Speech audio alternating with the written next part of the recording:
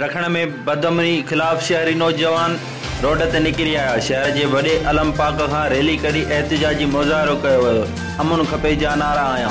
Rally शहर के मुख़्तलिफ़ हंधनि खां थींदे रैली ढखण थाणे ते पहुती।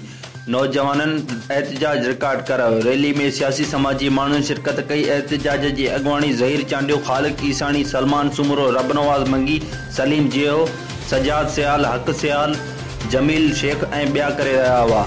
इन मौके ते उन्हनि ख़िताब कंदे चयो त ढखण शहर में कुछ अरसे खां चोरियूं आम बढ़जी वियूं आहिनि। चोर रात जो रोज़ानो भाॻनि खे मार कुट करे मेंहूं काए वञनि था। पुलिस कुछ नथी करे।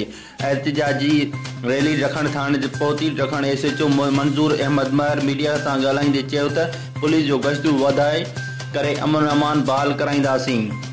रिपोर्ट शाह जो सिटी न्यूज़ ढखण।